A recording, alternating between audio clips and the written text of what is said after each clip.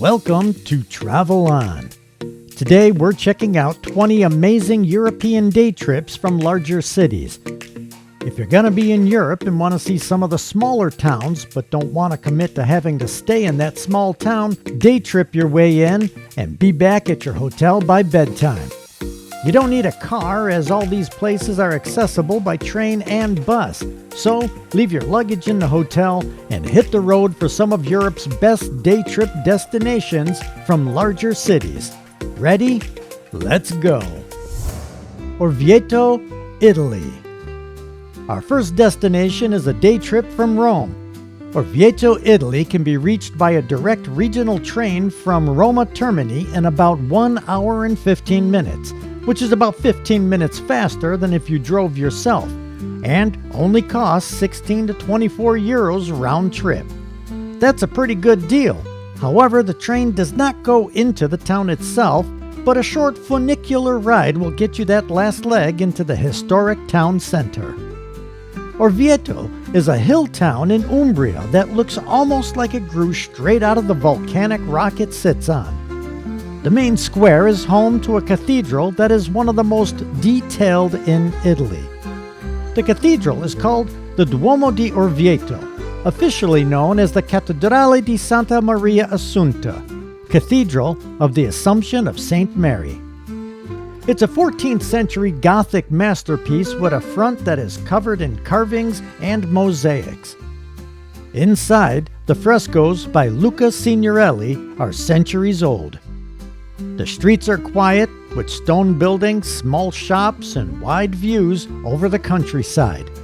Orvieto is also known for its white wine, so you'll see vineyards on the slopes leading up to the city. Segovia, Spain. Our next day trip is to Segovia, Spain. A high-speed train from Madrid only takes about 30 minutes and costs 12 to 20 euro each way. But look at this incredible place. Segovia is a small city perched on a rocky hill, and it feels like a place where history is visible everywhere. The most famous landmark is the Roman aqueduct, which stretches across the city and is still standing nearly perfectly after almost 2,000 years. Walking underneath it gives you a real sense of its size and engineering. The Alcázar of Segovia is a castle that looks like it came straight out of someone's fantasy. Depending on which tour you purchase, you can see some of the rooms and gain access to staircases for views of the surrounding countryside. I believe the most expensive ticket is 8 euro, so all in all, a pretty inexpensive excursion. The cathedral in the main square is another highlight, with elegant Gothic lines and a quiet interior. The old town is full of narrow streets and squares, and you can see traditional houses, bakeries, small shops, etc. tucked into corners. From the city walls, you can get nice views of the plains and the mountains in the distance. One note though, the train station is a short walk or bus ride into the historic center. If you choose to drive yourself, know that parking in the old town is limited, so most people explore on foot. Colmar, France. About 75 kilometers from Strasbourg is Colmar, France, a town in the Alsace region that regularly is listed as one of Europe's most storybook towns. The old town is full of half-timbered houses painted in pastel colors with window boxes filled with flowers in spring and summer. There's a network of canals that gives the nickname Little Venice to part of the town, and walking along the water, you see reflections of the buildings in the calm streams. Occasionally, you run into small squares lined with cafes and bakeries where you can relax and watch daily life. Wandering the streets feels like a step back in time to a medieval market town, with cobblestone streets and narrow lanes that open onto hidden courtyards. By train from Strasbourg, the journey takes about 30 to 40 minutes with tickets around 10 to 15 euros one way, whereas driving would only save you about 10 to 15 minutes. The train station is a short walk from the center of the town, but most of Colmar can be explored on foot once you arrive. Bamberg, Germany. Bamberg is a town in Bavaria that sits on 7 hills, and its old town feels like stepping back into the Middle Ages. Only an hour from Nuremberg by train, and round-trip tickets will cost you about 20 to 30 euros.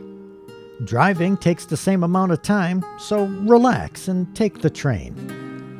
The most famous building in Bamberg is the Old Town Hall, which is built in the middle of a river connected by bridges and painted with colorful frescoes.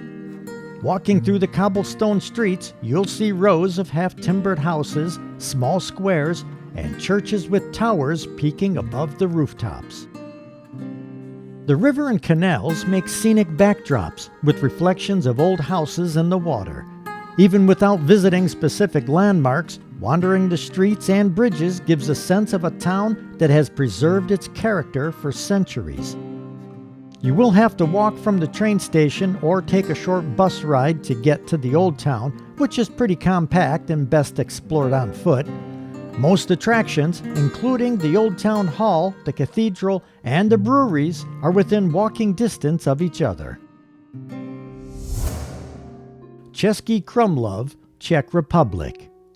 Cesky Krumlov is a small town in southern Bohemia with a very well-preserved old center. For a day trip, it would be best to take a bus from Prague, which is about 3 hours away and costs 8 to 12 euros. The train is actually less convenient and takes about an hour longer. If you drive, you could save yourself 30 minutes.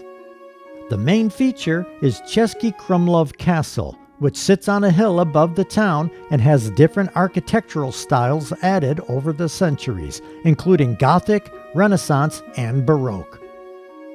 The old town itself is a narrow network of cobblestone streets that loop around a bend in the Vltava River, which runs a horseshoe around the historic core, which you can see from the castle towers. There are also some old town squares and quiet riverside spots where people sometimes go rafting or sit by the water. It's a compact place, so you can walk most of it easily in a few hours. But if you want to see everything, it can feel a little rushed in one day because of the extra time it takes to get there and back. Verona, Italy. Verona is a city where Roman, medieval, and Renaissance history sit right on top of each other. This is an easy day trip from Venice, Milan, or Bologna, as each is roughly an hour away by high-speed train, and tickets will only run you about 10 to 25 euros if booked ahead. The biggest landmark is the Roman amphitheater, called the Arena, which is still used for concerts and opera in the summer. Unlike the Colosseum in Rome, you can really see how the structure works, and even sit on the stone steps like people did 2,000 years ago. The historic center is full of piazzas, each with its own style.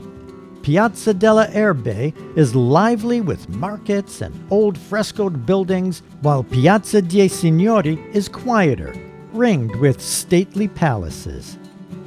Walking around, you'll notice the Adige River curves around the old town, crossed by stone bridges like the Roman Ponte Pietra, which still looks much as it did centuries ago.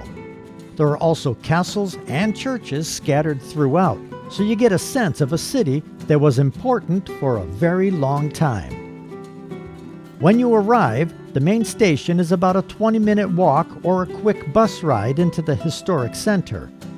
You can drive if you want, but it does take about an hour longer each way, and parking inside the old town is limited, so most people use park and ride lots outside the town center.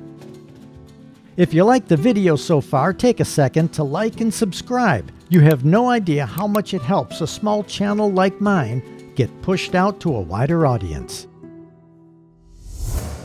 Bruges, Belgium. Bruges is a perfect day trip from Brussels. I love old Gothic architecture, stone bridges, rivers flowing against stone buildings, all of that. So I stayed in Bruges for 3 days. That was too much. I hate to say it because I love Bruges, but it's perfect for a day trip. You won't get to see everything, but you'll get the gist. Bruges is a city that looks much the way it did hundreds of years ago. The streets are cobblestoned, the canals cut through the center, and many of the buildings have step-gabled roofs and old brick fronts. The market square is surrounded by colorful houses and overlooked by the belfry, which you can climb for a wide view of the city. Walking around, you'll see the stone bridges, narrow lanes, and quiet courtyards. Bruges is also known for its art and for its churches. Put them together, and you've got the Church of Our Lady, where you can see a Michelangelo sculpture. The canals give the town a calm atmosphere, and boat rides let you see it all from the water. It's a compact city, so you can cover a lot of it on foot in one day. From Brussels, direct trains to Bruges leave about every 20 minutes and take around 1 hour. Once at Bruges station, it's a 15 to 20 minute walk or a short bus ride to the historic center. Driving from Brussels takes about 1.5 hours, but parking near the center is limited and often paid, so it would be significantly less hassle to take the train. Toledo, Spain. Toledo is a town built on a hill above the Tagus River. A high-speed train from Madrid can get you there in about 1.5 hours, which is twice as fast than if you drove yourself. The train tickets are 12 to 16 euro each way, which I think is a pretty good deal considering you get to see a town that feels like a place where different histories collide. The old town is a mix of Christian, Jewish, and Muslim influences, with churches, synagogues, and mosques scattered throughout the winding streets. The Toledo Cathedral is a highlight, with detailed stonework, tall arches, and art by El Greco inside. The narrow lanes are full of small shops selling swords, ceramics, and sweets, and walking through them feels like stepping back into medieval Spain. From the city walls or bridges over the river, you get wide views of the town rising out of the countryside. Of course, the train station is a 20-minute walk up to the historic center. Parking in the old town is limited, so avoid the hassle and leave your car in a lot and walk in to explore on foot. Versailles, France. Versailles is known for its palace, which started as a hunting lodge and was turned into one of the grandest royal residences in Europe. Versailles is just outside Paris, so it's one of the easiest day trips you can do. Commuter trains take about 40 minutes, and a round-trip ticket costs around 7 to 8 euros. Inside the palace, you can walk through rooms that were designed to impress, like the Hall of Mirrors, with its long row of chandeliers and windows reflecting light everywhere. The private apartments are smaller but show how the king and queen actually lived day to day. Outside, the gardens stretch for acres, with fountains, statues, and long walkways laid out in a strict geometric style. There are also smaller palaces on the grounds, like the Grand Trianon and the Petit Trianon, which were used as escapes from the formality of the main palace. Marie Antoinette even had her own village built there, complete with a farmhouse and gardens, so she could play at country life. Visiting Versailles is as much about the scale and planning of the whole place as it is about the decoration inside. It was meant to show power, and it still feels a bit overwhelming. From the train station, it is a 10-minute walk to the palace gates. Driving will take about 15 minutes longer than the train, but parking can be crowded and expensive near the palace. I did find it funny, though, that although tickets to the palace and grounds are usually around 20 to 30 euros, they do charge extra when the fountains are running. Cobh, Ireland. Cobh is a small port town on the southern coast of Ireland that has a strong connection to Irish emigration and maritime history. It was the last stop of the Titanic before it crossed the Atlantic and was also the departure point for millions of Irish emigrants. The harbor is one of the largest natural harbors in the world, and cruise ships still dock there today. Walking through town, you'll notice colorful houses climbing up the hillside, with St. Colman's Cathedral, a large neo-Gothic church, towering above everything. The streets are compact and easy to explore on foot, with views out over the water almost everywhere you go. In Ireland, I had a car and was driving everywhere, but to get to Cobh, I did decide to take a chartered bus from Cork, mainly because I wasn't sure about parking. I personally felt the charter bus to be limiting, because I like to be on my own schedule, and from what I saw, there would have been no problem with finding parking. There are also trains from Cork that take about 25 minutes and cost 6 to 8 euros each way. Tivoli, Italy. Tivoli is a small town near Rome that's known for Villa d'Este, a Renaissance villa with terraced gardens full of fountains and water features. The town itself has some old churches, good views of the Roman countryside, and really narrow streets, so I would definitely leave the car behind. You can take a regional train from Rome in about 1 hour. Tickets usually cost 3 to 4 euros one way. There are also buses that take about 50 minutes. It's not a big town, so one day should easily be enough, but take your time and stay for dinner. The last train back to Rome is around 10 p.m. Quedlinburg, Germany. Quedlinburg is a small town that feels frozen in time, with over 1,300 half-timbered houses clustered on cobblestone streets. By train from Halle, the trip takes about 1 hour and 15 minutes, often with one connection, and tickets cost around 15 to 20 euros each way. But driving from Halle takes the same amount of time and you don't have any connections. So this is one time I'd say if you have access to a car, go for it. Quedlinburg's old town sits on a hill, and walking through it, you notice narrow lanes that twist and turn between colorful, ornate houses that lean at slightly different angles, giving a very cozy, fable feeling. The town has small squares with cafes and shops, and wandering through the side streets, you often come across fountains, tiny courtyards, and hidden details on the building's carved beams. The overall feeling is of a town where people still live and work among history, rather than a place rebuilt just for tourists. If you do decide to drive, it's best to find public parking on the ring road and walk into the historic center. Annecy, France. If you're in Geneva, Switzerland, you must day trip into Annecy, France. Annecy is a small town in the French Alps, built along the canals of the river Thio and right on the edge of Lake Annecy. The canals wind through the old town, which is full of colorful buildings, narrow cobblestone streets, and little squares with cafes. You can go for walks along the canals and see the old stone bridges, some with arches, and even visit the Palais de l'Isle, a tiny island castle in the middle of the canal that dates back to the 12th century. The town itself has a relaxed alpine feel, with flower boxes on balconies and small local markets. In summer or even in cooler months, the streets and canals are charming to wander.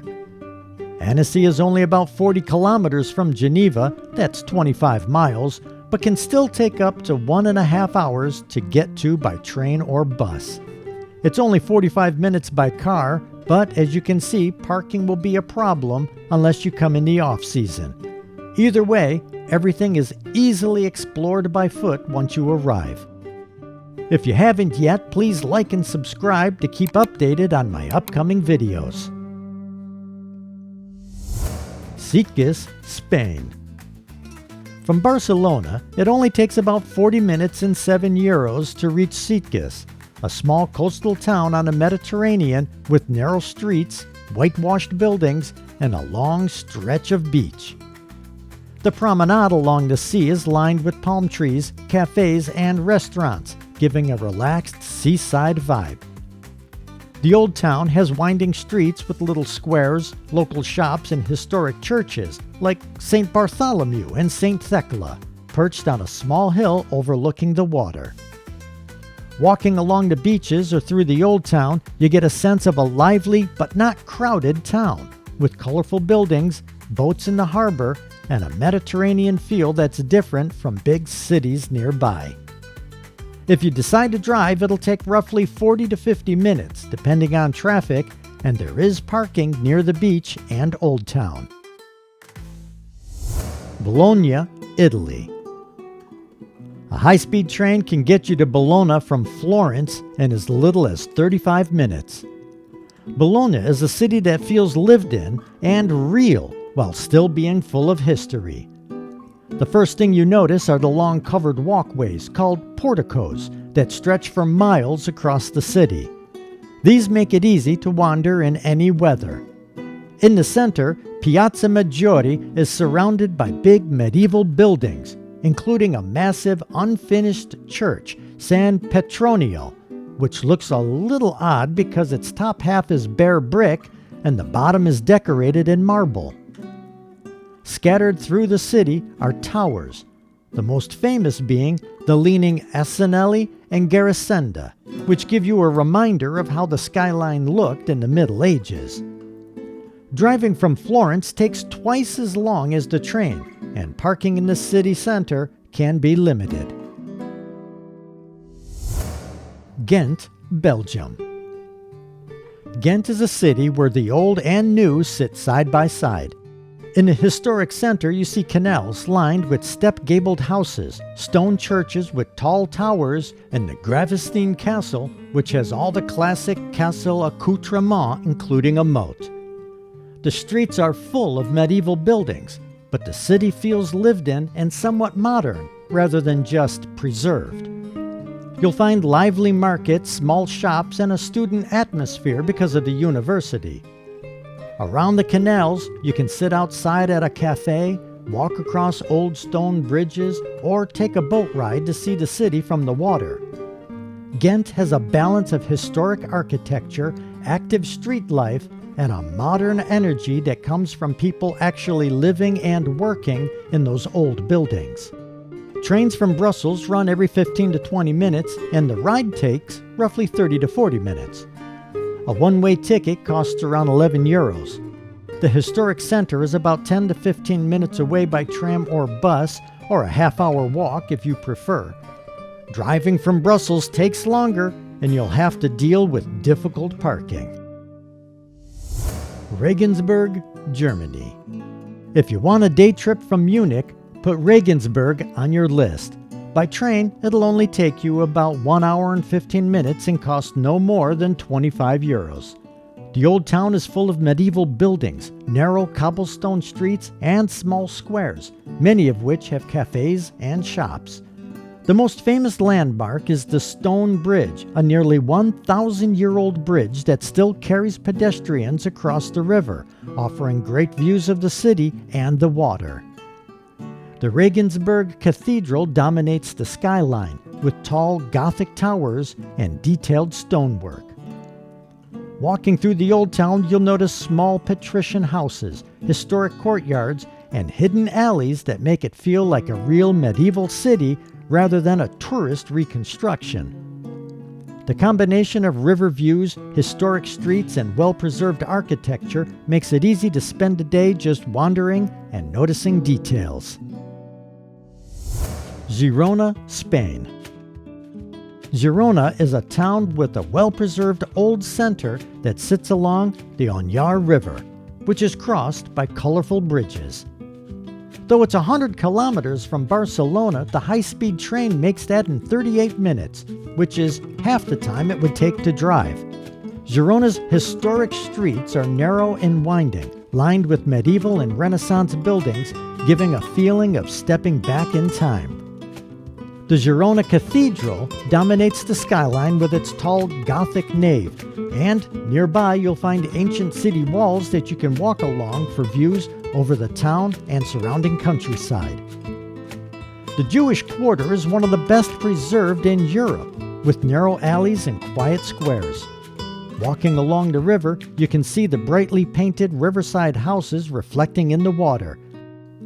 Fans of the Game of Thrones might recognize some of the locations in town. Sighisoara, Romania. A good day trip from Brasov, Romania would be to Sighisoara, roughly 3 hours away by train. Sighisoara is a small fortified town in Transylvania that still has much of its medieval look. The old town sits on a hill with narrow cobbled streets, brightly painted houses, and defense towers that were once run by different guilds. Its clock tower is the main landmark, and you can climb it for views over the rooftops. The town is also known for being the birthplace of Vlad the Impaler, the historical figure who partly inspired the Dracula story. Because it's compact, you can see the main parts of Sighisoara in just a few hours of walking. Driving from Brasov is only about 2 hours, so you could save yourself an hour each way if you had access to a car. Assisi, Italy. Assisi is best known as the hometown of St. Francis, and the entire town reflects that history. The Basilica of St. Francis is the main landmark. The town itself is built on a hillside with narrow stone streets that climb and wind between medieval houses. From the higher points of Assisi, you get wide views over the Umbrian countryside, dotted with olive groves and small farms. The Rocca Maggiore, a fortress above the town, adds to the sense that this place hasn't changed much in centuries. This is one of the harder day trips to get to. From Rome, either by car or train, the trip takes about 2 hours and 30 minutes, and train tickets cost about 10 to 20 euros. Then, from the train station in Assisi, you still need to take a 10 to 15 minute bus or taxi up to the historic center. And that's it. I hope you enjoyed this video. If you did, please like and subscribe.